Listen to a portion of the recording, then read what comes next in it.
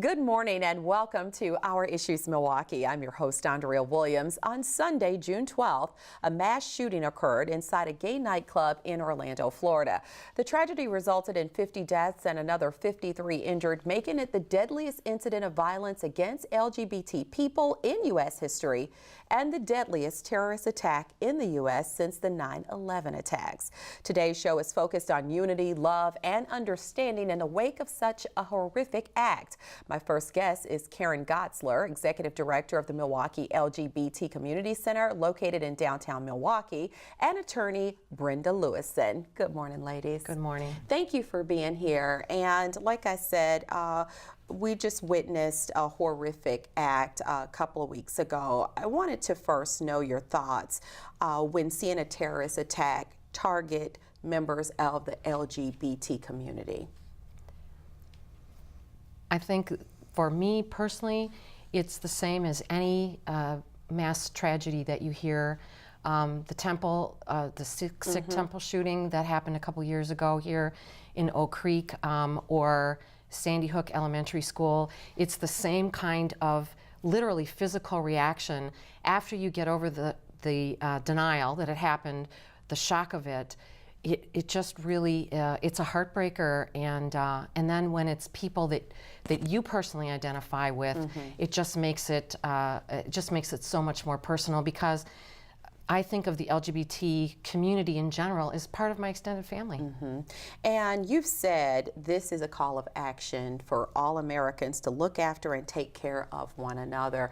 I think that we're in a scenario where we're seeing a lot of progress, especially when you look at some of the things the hurdles that you've climbed dealing with the LGBT community. Yeah. But I'm interested in knowing, do you see everything that has taken place, is this a setback, or does this give you more fire to keep fighting for what's right and being accepted for who you are?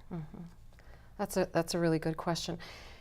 I think there are some people who think that once marriage equality was possible for same-sex couples, that somehow now LGBT people have equal rights and there's no discrimination. And the reverse is true. There's still lots of discrimination happening for LGBT people, and there's still a lot of violence against LGBT people. Obviously, this is one of those examples. This is the 15th mass shooting in the United States since President Obama has been in office, and this one happened to be, this crazy person happened to be targeting my community. But I think that it really does speak to a lot of much larger issues around appreciating each other for our differences, learning to work together, and frankly speaks to the issue of access to weapons in this country. Absolutely, and that's a whole nother conversation. Yep. And Attorney Lewison, I don't want to forget about you there. So when we talk about this tragedy that happened in Orlando, you have numbers of people who are injured, in need of blood in many instances, and then you have a number of people who lost their lives. Sad all the way around. But when we look at law, the FDA has a law in place, and a lot of people may not be familiar with this, but it states that gay men who have had sex with another man in the last 12 months cannot donate blood. That almost sounds like outright discriminatory.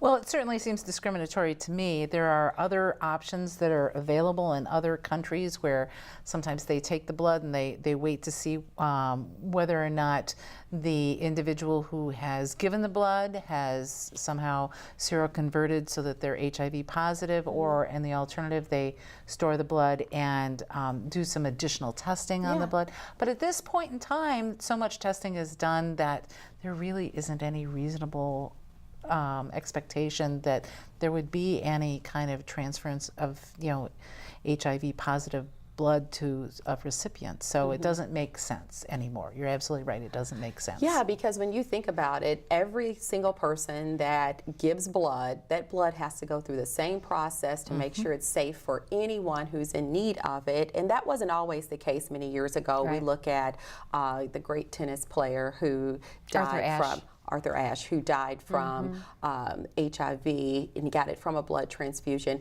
Things have changed tremendously from back then, and blood is treated as something that is meant to save a life, not end a life. So it really is interesting to me. When I came across that, I had no idea that was even something that was on the books, so to speak. Yes. Yeah, so discrimination is something that people in the LGBT community deal with on many different levels. In the workplace, sometimes kids that are at school get bullied. There's all kinds of situations that take place, but all of the discrimination isn't always like in your face. Sometimes you have to kind of look at things a second time and wonder, was I just discriminated against? So, what just happened? Yeah, Right. what are some of the things, especially when you talk about people who are transgender and they want to find a job, they've had their name change and things of that nature. Sometimes it's really hard for them to get past the red tape of looking different and having a different name than who they were born in the first place. So talk about some of those discriminatory scenarios. You've raised so many issues we could talk about for hours. It is true. There are still so many ways that LGBT people get discriminated against and are harassed, frankly. There's a lot of studies that have been done that indicate that anywhere between 60 and 80% of all LGBT people have faced some form of harassment and even physical violence. And that doesn't even include discrimination. So, you know, the idea that somebody doesn't get a job because someone perceives them, not even if they are, but perceives them to be gay or lesbian or transgender, or somebody doesn't get an apartment, so there are fair housing laws. And then it gets complicated by the fact there are some federal laws that are prevent discrimination in some areas, but not others, and then state laws, and then local ordinances. So it's very much of a mix. So there's the sort of institutional ways that people face discrimination, but then there's also those kinds of personal interactions where you don't get served in a restaurant, you get called names, somebody pushes you or throws things at you, and it really forces you to have to think about your own personal safety a lot of times, and I think that's perhaps that's the most volatile part of us that is afraid, and that makes you want to be more fearful of how you approach things in the world that we're really at least internally battling. Yeah, and I'm thinking that's something that a lot of people don't stop and think about, how it feels to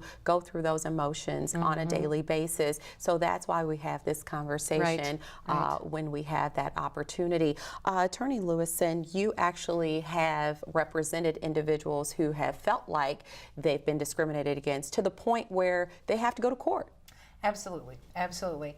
And what's interesting in some respects is that the courts actually started to recognize that discrimination on the basis of transgender status was a violation of Title VII, which prohibits discrimination on the basis of sex or gender, because it was about how we perceive proper sex roles for men and women. But it's only now, many, many years later, where the Equal Employment Opportunity Commission is now recognizing that sexual orientation discrimination is just discrimination on the basis of sex. But those cases haven't really made their way through the court system yet. So that's a new frontier for us. Wisconsin has a law prohibiting discrimination on the basis of sexual orientation, and has since, I think it was 1981. Wow. We were the first gay rights state. Wow. But the state law is not perfect. And so I'm looking forward to a time when we can actually bring some claims under federal law as well. All right. Now, getting back to the tragedy that happened in Orlando, the gunman who was killed was first said to have been appalled after seeing two men kiss in front of his wife and child. But then it was later disclosed that he had actually frequented the Orlando nightclub on several occasions and been on gay dating sites, maybe living an alleged secret life. Does that complicate things even more in the sense that this is possibly somebody who couldn't digest his own identity or had an issue because he wasn't accepted around those who maybe his father and family members and others, he wouldn't be accepted. But I'm still not understanding, why would you take that out on others who are innocent and have nothing to do with it? Well, I guess we'll really never know, right? Yeah. And it does seem like he was getting some very competing messages in his life, which makes it very difficult then to figure out how can you really be yourself. Yeah. And I think that's really what the Milwaukee LGBT Community Center is all about.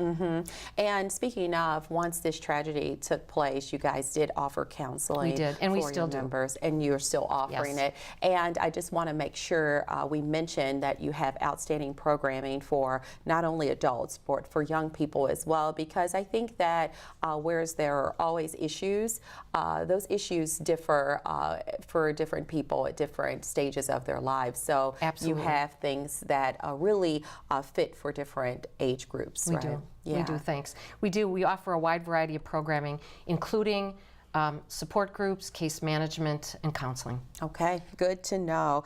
And that anti-violence and counseling that you offer is huge. When you talk about some people possibly going through their everyday life, being fearful of how someone may approach them or take them, and I just think it's really unfair for someone to place their judgment onto someone else. I don't understand how, if someone's not bothering you and they're living their life, how that can bother you and make a difference in your life. So, I mean, that's just logic, but you know, sometimes people get so caught up and allow hatred to take over, then this is what happens. So you're hoping that by having these type of conversations that people will take a moment to think, why do I feel that way? Why do I feel the need to place my opinion onto someone else? So you are hoping that something comes out of this tragedy that we've witnessed take place in Orlando. What are your hopes? Well, one of the most important things that is already coming out of it is creating new partnerships and being able to collaborate with other community organizations. And we were really lucky that when we did the vigil at City Hall, we had so many partner entities, for example, the Islamic Society, the Urban League, and a number of other community groups that were fighting against violence who came out to support us. And I think that's one of the best things that has happened. Yes, and it's very important to mention that if someone feels like they're alone in a situation where they're dealing with violence, then they can contact you guys, and you're there to help them realize that they are not alone and that you're there to help them fight through whatever it is you need. Do you use people like Attorney Lewison as a resource? We do. To kind of let people know what's acceptable versus not? Okay. We do. And that's one of the other things for us, is that we do have a good network of professionals where we can make referrals. And quickly, just want to wrap up saying that, of course, June marks Pride Month, and that is what honors the 1969 Stonewall riots in Manhattan that were a tipping point for the gay liberation movement in the U.S. And so with that said, Pride Fest, which always kicks off the summer of festivals here in Milwaukee, this year's event set a record with almost 34,000 people visiting the three-day event, and that turnout came against the backdrop of increased security in the wake of the deadly mass shooting. So I think there's a strong message there that, you know, no matter what kind of hate comes your way, you're still going to push forward and feel free to be who you are, and that's important. Well, love always wins. It surely does. Thank you both for coming here today. It's always a pleasure seeing you. Thank you. And great information you've shared. Thank you. Thanks. Karen Gotzler is the Executive Director of the Milwaukee LGBT Community Center, and Brenda Lewison is an attorney at law. You can log on to mkelgbt.org or call 271-2656 for more information on the Community Center's programs and services. When we return to Our Issues Milwaukee, we'll continue our look at one of the deadliest shootings in Orlando, Florida, and find out more about the largest Islamic organization in the state of Wisconsin, the Islamic Society of Milwaukee. We'll be right back.